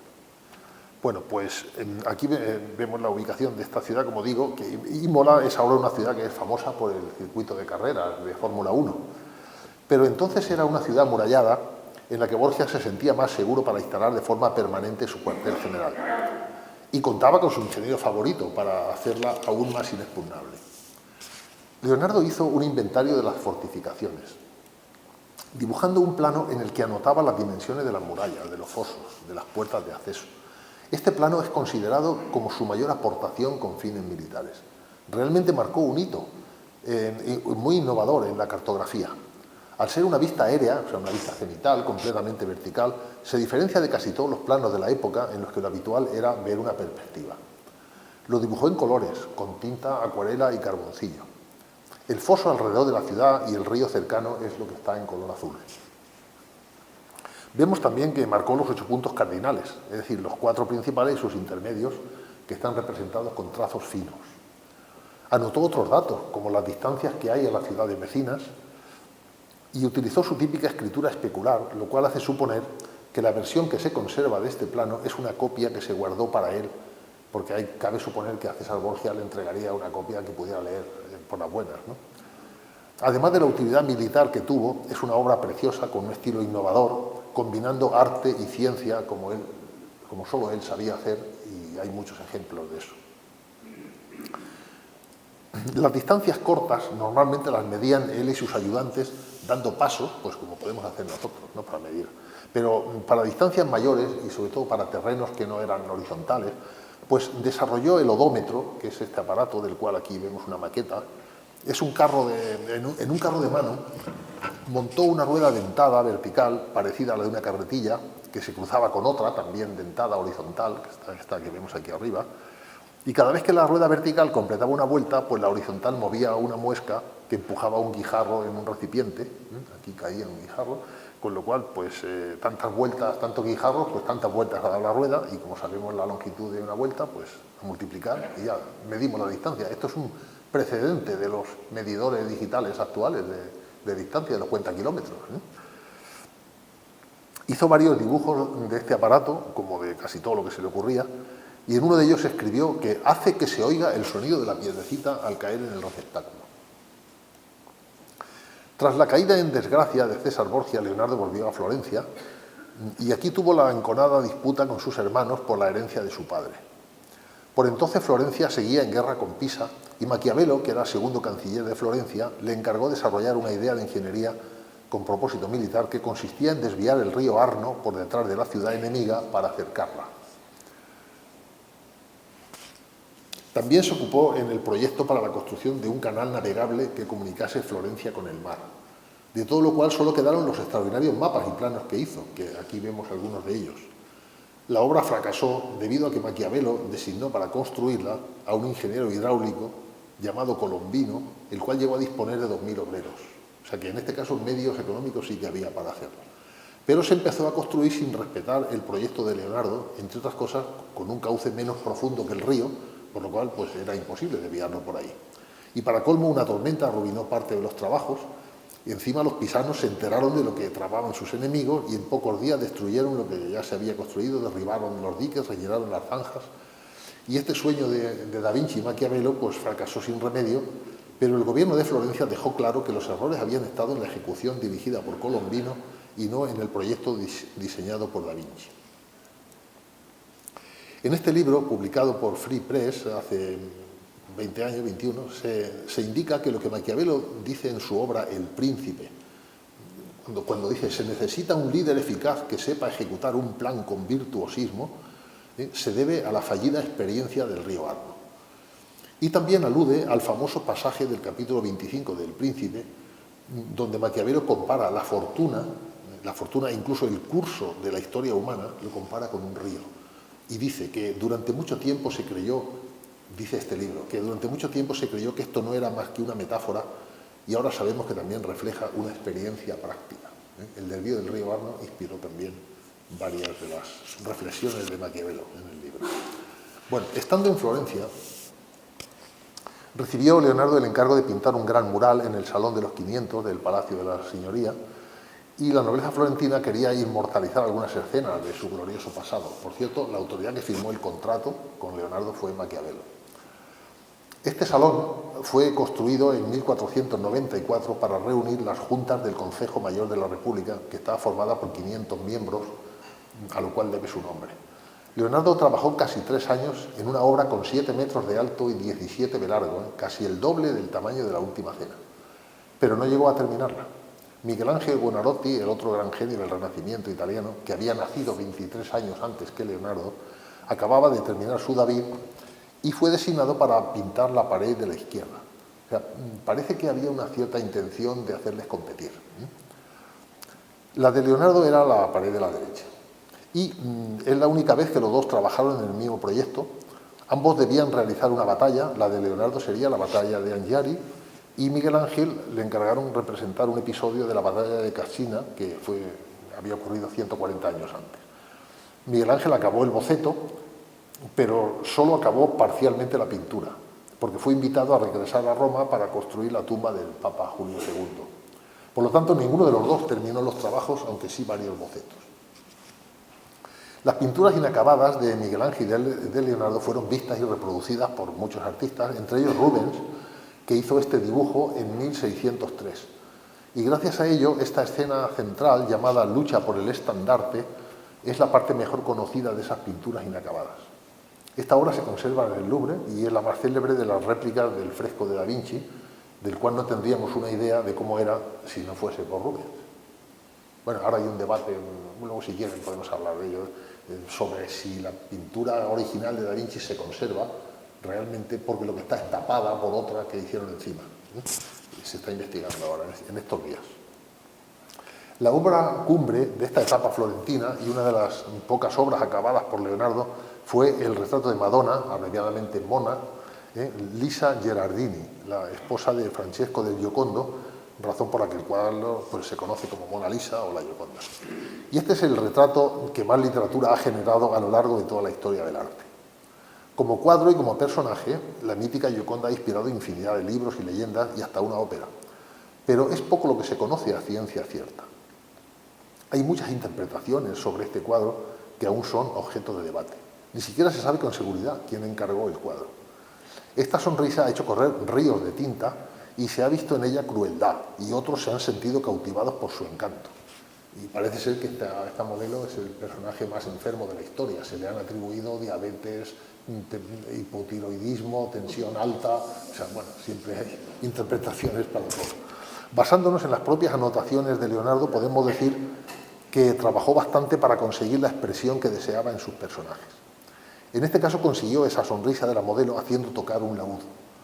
Ya Vasari, su biógrafo, escribió al respecto: Mona Lisa era muy bella, y Leonardo, mientras pintaba, procuraba que siempre hubiese alguien cantando, tocando algún instrumento o bromeando. De esta manera, la modelo se mantenía de buen humor y no adoptaba un aspecto triste o fatigado. Leonardo nunca estuvo totalmente satisfecho con esta obra. No la entregó, ni cobró de quien se la había encargado. Y en las sucesivas mudanzas que tuvo después, en Roma, Milán, de nuevo, hasta que luego fue a Francia, siempre la llevó en su equipaje y la retocaba de vez en cuando. Poco antes de su muerte, que ocurrió cuando vivía en Francia, vendió el cuadro al rey Francisco I por 12.000 francos, aunque según otras fuentes nunca se desprendió de esta obra, cuya venta se realizó por sus herederos, ¿no? y por su heredero, uno que tuvo. De ella, ya veremos después, de ella se han hecho muchas copias, y quizá la mejor de ellas que se haya descubierto hasta ahora es esta que está en el Museo del Prado. Esta copia se considera la más antigua, ya que se realizó casi simultáneamente al original, con el mismo proceso de elaboración y supervisada por el propio Leonardo. El Museo del Louvre la ha pedido al Prado para la gran exposición sobre Leonardo que están preparando. Las dudas sobre la autoría recaen en algunos de los alumnos más aventajados y próximos a él. Esta obra llegó a España por las colecciones de los Reyes, posiblemente en la primera mitad del siglo XVII.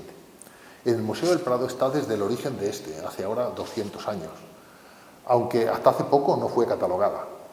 Una cosa parecida a los códices, ¿no? Que no sabían que estaba eso allí, ¿no? O lo sabían, no se habían dado cuenta de lo que era. Y eso ocurrió porque el Louvre hizo una exposición sobre Da Vinci en 2012, Y un par de años antes pidió esta obra al Prado, ellos sí sabían que estaba aquí, entonces el Prado decidió hacer un estudio técnico, decidió restaurarla, limpiarla, y gracias a ello pues, se pudo recuperar su aspecto original, así como su impronta histórico-artística. La prueba de rayos X descubrió que las capas de pintura y la composición del cuadro eran casi idénticas a la original y su estado de conservación es mucho mejor que el de la obra del Louvre, probablemente debido a dos factores. La copia ha sufrido muchas menos mudanzas y además la tabla de nogal es mejor que la tabla de la Gioconda, del original, que me parece que es de Álamo. Bueno, aquí vemos las dos juntas. Su aspecto es más limpio y la ejecución es más nítida, entre otras cosas porque su autor no dominaba como Leonardo la técnica del esfumato. Pero la ejecución de esta copia es tan cuidada que no puede ser considerada como una simple y rutinaria copia de taller. Por cierto, nadie ha intentado nunca hacerla pasar por la Gioconda del maestro. Con los datos que he puesto debajo de cada una vemos que las dimensiones son casi idénticas. Últimamente he leído también otra teoría, porque en este año de Leonardo están saliendo cantidad de opiniones y de lucubraciones y de estudios, investigaciones, que han una teoría de dos expertos en pintura italianos que dicen que es que esta obra es que está sin terminar, que Leonardo se murió antes de terminarla.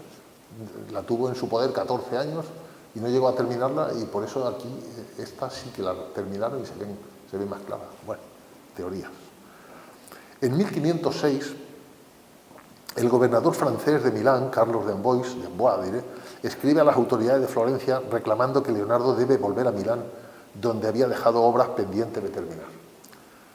Él quería volver, de hecho no estaba a gusto en Florencia, donde vivían sus hermanastros, y además se palpaba su rivalidad con Miguel Ángel. Y antes de irse de Florencia, le obligaron a firmar un compromiso de regresar a los 3 meses. Compromiso que no cumplió, claro.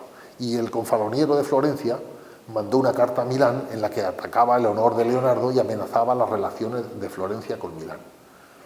Y Carlos de Amboise contestó, entre otras cosas, que Leonardo era querido en Milán y era poco apreciado en Florencia, en especial en cuanto a sus habilidades como ingeniero. El propio rey Luis XII, que tenía la corte en Blois, ya había nombrado a Leonardo su pintor e ingeniero oficial.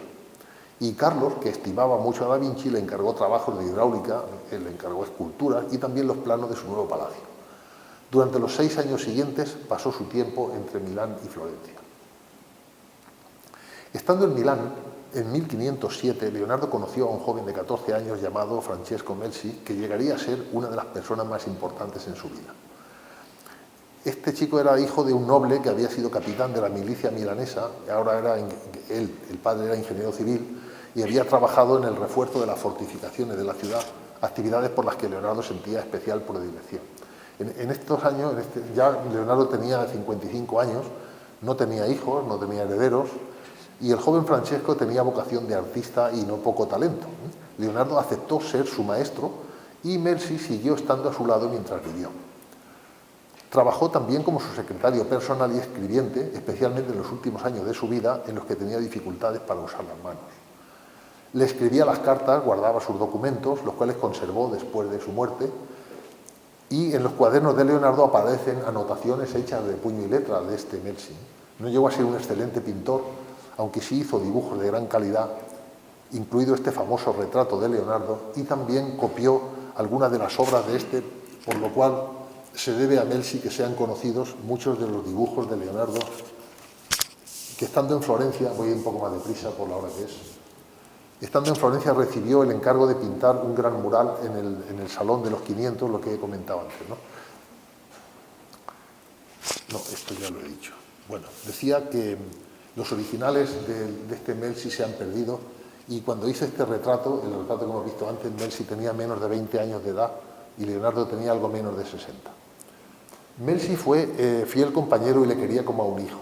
Y este se comportaba de forma leal y afectuosa hasta el punto de que Leonardo decidió hacerle legatario de sus documentos, de su patrimonio y de sus conocimientos.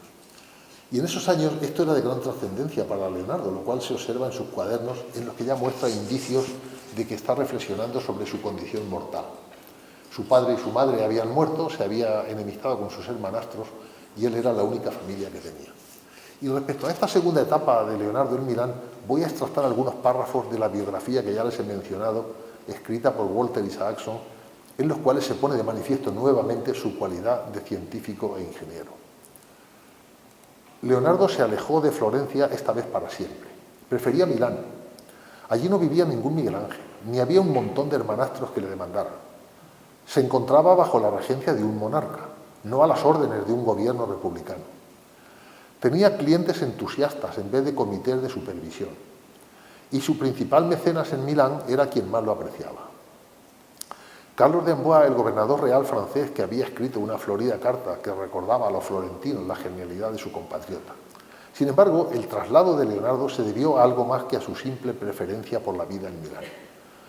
La primera vez que fue allí lo hizo para reivindicar su condición de ingeniero científico e inventor. Y ahora, más de 25 años después, huía no solo de Florencia, sino también de la vida como artista público, definido sobre todo por su pintura.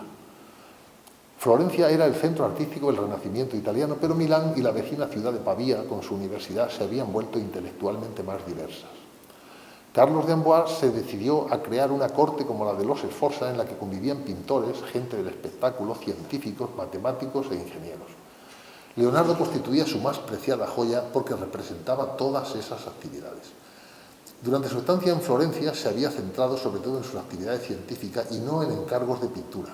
Diseccionó el cadáver de un hombre de más de 100 años, planeó la prueba de una de sus máquinas voladoras, comenzó un tratado sobre la geología y el agua, ideó un tanque de vidrio para estudiar el modo en el que se depositan los sedimentos en los ríos, nadó bajo el agua con el fin de comparar la propulsión de la cola de los peces con la del ala de los pájaros. En fin, Leonardo parecía convencido de que podía dedicarse mejor a actividades como estas en el clima intelectual de Milán. Esta biografía para mí ha sido muy valiosa y de hecho su autor es un personaje, está considerado por la revista Forbes como uno de los 100 personajes más influyentes del mundo. Fue, entre otras cosas, editor de la revista Time y presidente de la CNN. Walter Isaacson es un personaje que su opinión cuenta. En la primera página de un nuevo cuaderno escribió Leonardo: está empezado en Milán el 12 de septiembre de 1508. Pues este cuaderno está lleno de estudios de geología, de estudios sobre el agua, pájaros, óptica, astronomía, arquitectura, y además se entretuvo dibujando un plano simplificado de la ciudad a vista de pájaro, en el que diseñó el lugar idóneo para la construcción del coro del Duomo y también diseñó máquinas de guerra para luchar contra Venecia. Otra de las páginas con diseños arquitectónicos, aquí vemos, dejó cientos de ellas, entre las cuales está la ampliación del palacio de su patrón, y en él proyectó un jardín de las delicias y escribió: en verano haré que mane agua fresca, fijémonos en la imaginación, en verano haré que mane agua fresca y burbujeante y que corra entre las mesas. Y dibujó cómo se distribuirían estas.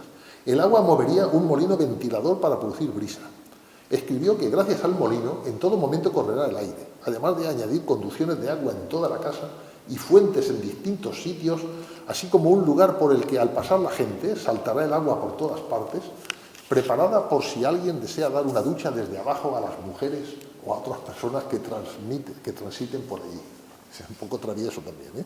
Su imaginación sigue volando cuando escribe que mediante el molino produciré continuamente música de todo tipo de instrumentos que sonarán mientras el molino gire. En estos años fue amigo del franciscano y matemático Luca Pacioli, que he mencionado antes, con el que colaboró en su trabajo La Divina Proporción y le hizo las ilustraciones del libro, ¿no? Trabajó junto a Marcantonio de la Torre, el más célebre anatomista de su tiempo, en la descripción de órganos y en el estudio de la fisiología humana. Y dejó anotaciones y dibujos precisos y preciosos, de los cuales traigo aquí, naturalmente, solo una pequeña muestra, casi todos ellos con notas explicativas tan magníficas que han asombrado a cirujanos y anatomistas a lo largo de los siglos. Este dibujo podría ser un autorretrato y resulta algo enigmático este hombre pensativo mirando en la otra página a unos remolinos de agua. En una nota que dejó a pie de página, Leonardo compara los remolinos con los rizos del pelo. En alguna biografía he leído esta pregunta sobre ambos dibujos. ¿Es una metáfora sobre sí mismo?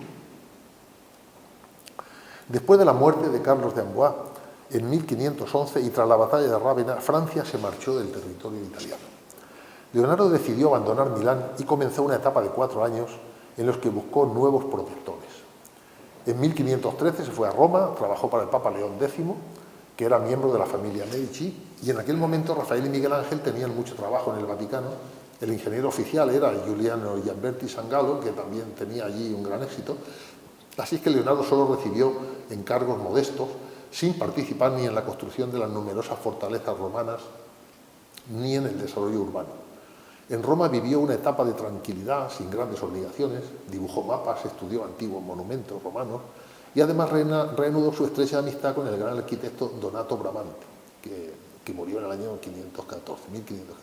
Y como apenas tuvo encargos como pintor, se refugió en una de sus especialidades, que era la ingeniería hidráulica. Con el patrocinio de Giuliano de Médicis, realizó un proyecto para secar las lagunas pontinas. Por cierto, este era un objetivo que ya habían intentado los romanos desde el siglo IV a.C. y que duró muchos siglos hasta que se acabó resolviendo en los años 30 del siglo XX, cuando mandaba Mussolini. En 1514 realizó la serie de los diluvios, que ha sido interpretada como una respuesta parcial a la gran obra que Miguel Ángel desarrolló en la bóveda de la Capilla Sixtina. No llegó a pintarlos, aunque hizo muchos dibujos sobre ello, de los cuales traigo aquí unos pocos. En sus textos y dibujos sobre el diluvio, Leonardo expresó su convencimiento de que el caos y la destrucción son inherentes a la fuerza bruta de la naturaleza. Los dibujos del diluvio parecería que son el inquietante colofón de toda una vida observando y dibujando la naturaleza. Hace unos 3 meses, en febrero de este año 2019, se ha publicado este libro, A Closer Look, una mirada más cercana, en el cual se reúnen los resultados de estudios minuciosos de los dibujos, las técnicas y el proceso de pensamiento creativo de Da Vinci, utilizando técnicas fotográficas especializadas mediante imágenes de infrarrojos, fotografía ultravioleta y análisis espectrográfico. Y en cada una de las 80 mejores obras de Leonardo sobre papel, que están en la colección real británica, se han analizado los procesos de creación de Leonardo desde su elección del papel y la composición de los motivos para sus dibujos hasta sus primeros toques en tiza, en tinta o también con el lápiz metálico. Bueno, muchas de estas características no se ven a simple vista, por lo que habían sido desconocidas hasta ahora. En 1516, muerto Giuliano de Medici, Leonardo dejó Italia definitivamente y se marchó a Francia, junto con Francesco Menci. Hasta entonces, Leonardo había tenido 5 protectores, algunos de los cuales serían ahora para nosotros unos perfectos desconocidos, si no fuera porque han sido mecenas de Leonardo. No todos tuvieron el mismo grado de afinidad y aprecio por él, empezando por Lorenzo de Medici hasta Giuliano, que no le trató como merecía. De hecho, cuando falleció, Leonardo escribió esta frase un poco enigmática: los Medici me hicieron y los Medici me deshicieron. Con 64 años de edad le faltaba el mecenas que tuviera con él una perfecta sintonía, y lo tuvo con un personaje no italiano.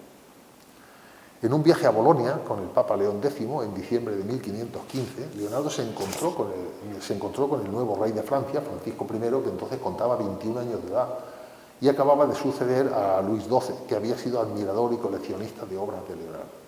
Francisco I invitó a Leonardo a acudir con él a Francia y entonces regresó a Roma durante un corto tiempo para terminar algunos asuntos, y en el verano de 1516 se unió a la corte real del rey francés, que sería su último y más devoto mecenas. Leonardo no había salido nunca de Italia y, además de los baúles de ropa, los manuscritos e instrumentos de trabajo en su equipaje, llevaba al menos 3 pinturas que todavía retocaba con una obsesión perfeccionista, que eran la Santa Ana con la Virgen y el Niño, San Juan Bautista y la Mona Lisa. Leonardo fue nombrado primer pintor, primer ingeniero y primer arquitecto del rey, y recibió una generosa pensión. El rey le dio como residencia el palacete de Clun, en el cual había pasado su infancia, próxima al castillo de Amboise, donde él vivía ahora. Esta es una foto actual de dicho castillo real, a unos 500 metros de la casa de Leonardo, y conectado con ella por un pasadizo subterráneo por el que el rey iba a charlar largamente con él. A cambio de todo lo que le regaló, solo le pidió el placer de poder escucharle y observarle mientras el genio trabajaba, placer que disfrutó casi todos los días. Aquí Da Vinci se sentiría libre para pensar, soñar y trabajar. Realmente un retiro dorado. Y aquí vivió hasta su muerte, 3 años después. El gran respeto que le tenía el rey francés hizo que Leonardo pasase esta última etapa de su vida más bien como un miembro de la nobleza que como un empleado de la Casa Real. Francisco estaba encantado con él y le consideraba como un padre. Era su artista y científico más admirado. Le propuso varios encargos, entre ellos diseñar los festejos de las celebraciones del bautizo de su hijo y de la boda de una sobrina.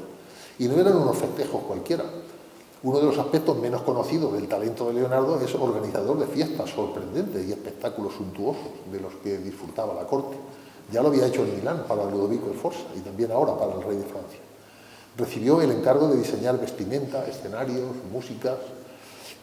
En la famosa fiesta del Paradiso recreó la maquinaria que reproducía el movimiento de los astros, que ya había inventado en Milán. Realmente se trataba del primer planetario de la historia. Arriba a la derecha vemos la foto de una maqueta y debajo una pintura del escenario que imaginó. Francisco I quería reordenar la corte, que todavía era parcialmente trashumante, y construir una nueva ciudad en el centro de Francia, y encargó a Leonardo el ambicioso proyecto de una ciudad nueva, incluyendo un palacio real, el de Romorantin, que Francisco I pretendía construir para su madre, Luisa de Saboya. Estaría situado a unos 80 kilómetros de Amboise, junto al río Soldre, en el centro de Francia, y esta era una tarea ideal para culminar su carrera como ingeniero, construir un pueblo y un nuevo complejo de palacios para residencia de la corte. De llevarse a cabo permitiría la expresión de muchos de los deseos de Leonardo: arquitectura, urbanismo, obras hidráulicas, ingeniería y hasta fiestas y espectáculos. Y para ello proyectó además el desvío del río para abastecimiento de agua a la ciudad y para riego de los campos circundantes. Leonardo trabajó 2 años en el proyecto, hasta su fallecimiento en 1519.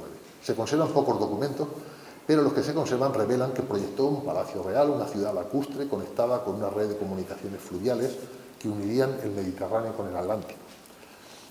En asuntos urbanísticos, bueno, esto ya lo he comentado antes, utilizó incluso algunos de los dibujos que tenía, porque su preocupación era la salubridad y utilizando ideas que había desarrollado en Milán, pues previó las 2 plantas de uso de la ciudad, separando los flujos de contaminantes, etc., ¿no? Lo que pasa es que si el coste era excesivo, que si la peste diezmó a la corte y a los trabajadores, lo cierto es que la muerte de Leonardo ocurrió también antes de que esto se acabara y la obra terminó, o sea, no se llegó a terminar. La corte se desplazó al castillo de Chambord, entre Amboise y Romorantin, donde el terreno era menos pantanoso y se necesitaban menos canales, y la que iba a ser nueva capital pues cayó en el olvido. Por cierto, fue en 1528 cuando Francisco I estableció oficialmente su residencia en París, que pasó a ser la ciudad más grande de Occidente. Bueno, y en París estuvo la corte casi 150 años, hasta que ya Luis XVI decidió trasladarla a Versalles. Bueno, pues este castillo que vemos aquí de Chambord es el mayor de los que hay en el Valle del Loira y en él también intervino Leonardo. Su famosa escalera helicoidal fue diseñada por él y su característica principal es que tiene doble espiral, de modo que una persona puede subir sin cruzarse con otra que esté bajando. Solo se podrían ver a través de unas ventanas que dan al centro, de modo que parece que solo hay una escalera. Hasta 1517 había tenido buena salud, pero sufrió un ictus y el brazo derecho le quedó paralizado. Pero con su prodigiosa e incansable mano izquierda y con la ayuda de Melzi, Leonardo hizo todavía la mayoría de los bocetos y proyectos que realizó trabajando para Francisco I. Su casa estaba repleta de los papeles y apuntes que contenían las ideas de este hombre excepcional, muchas de las cuales demostraron su factibilidad y aún su necesidad pasados muchos años. Esta página parece ser la última que escribió en su vida. Durante su vida escribió en sus cuadernos, es un pasatiempo en el que en 4 triángulos rectángulos inscribió rectángulos de diferentes dimensiones, sombreó el resto de su superficie y escribió que estaba intentando encontrar la fórmula para comprobar que el área de un triángulo rectángulo no variase a pesar de variar las dimensiones de sus catetos. Realmente era un acertijo del cual ya se había ocupado el geómetra griego Euclides 18 siglos antes, pero la insaciable curiosidad de Leonardo queda de manifiesto también aquí. A nadie con su edad y su precaria salud le hubiera importado mucho esto, pero a él no. La página acaba abruptamente con un etcétera y con una frase curiosa: porque la sopa se enfría. Parece claro que ya le estaban llamando para comer. Y esta frase tan trivial ha pasado a la historia como las últimas palabras que escribió Da Vinci. 10 días antes de fallecer, tras haber escrito que ningún ser va a la nada, y al considerar la certeza de su muerte y la incertidumbre de su hora, escribió su testamento y encomendó su alma a Dios, soberano, maestro y señor, según escribió.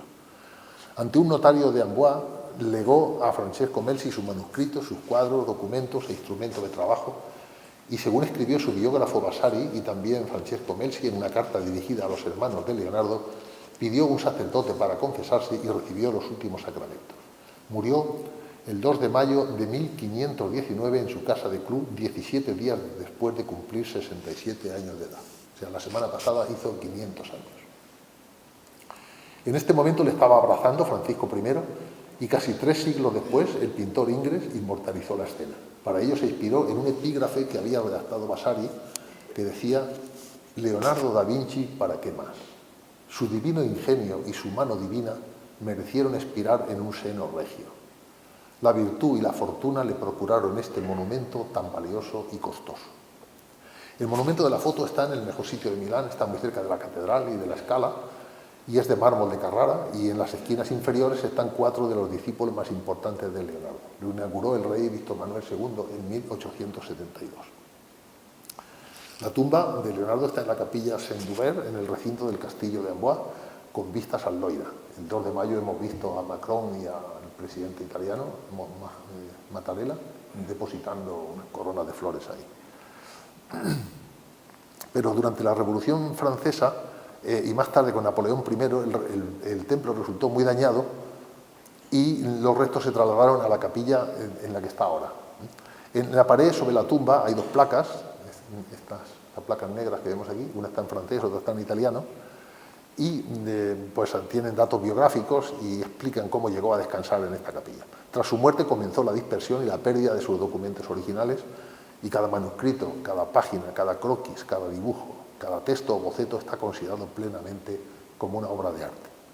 Y termino con estas 5 frases de Leonardo, no las voy a leer, las tienen ahí, las cuales me parece que estaremos de acuerdo en que no son solo producto de su genialidad como artista, sino que están dictadas por su experiencia en el arte más importante, que es el arte de vivir. Y nada más, muchas gracias por la atención.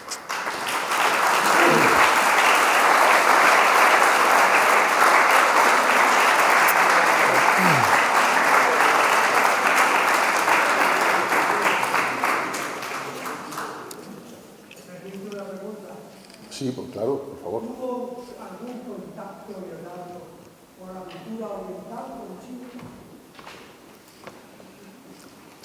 Sí la tuvo. Sí. Los Medici montaron una especie de academia o de centro de estudios para recopilar todo lo que se había y contrataron copistas, contrataron personas estudiosas de documentos que sabían lenguas orientales, nombró embajadores, porque había tenido lugar ya el ocaso de Bizancio, ¿no? ya la caída de Constantinopla ya se había producido y había muchos documentos y mucha historia atesorada en bibliotecas y en palacios bizantinos, y los Medici se ocuparon de traerse a Italia bastantes cosas y Leonardo tuvo ocasión, tuvo contacto con algunas de estas cosas.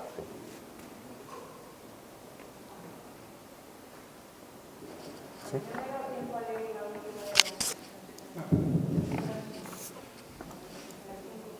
Pues dice las 3 últimas: quien más posee, más miedo tiene de perderlo; quien no valora la vida no se la merece; y si encontráis a una persona virtuosa y buena, no la apartéis de vosotros. Parecen consejos muy sensatos, ¿no?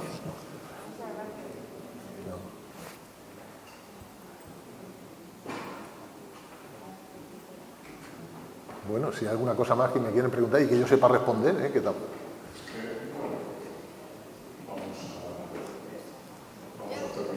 Creo que ya hemos terminado. Bueno, pues nada más. Muchísimas gracias otra vez. Ya se te ha dicho todas. Bueno, muchas gracias, Leonardo.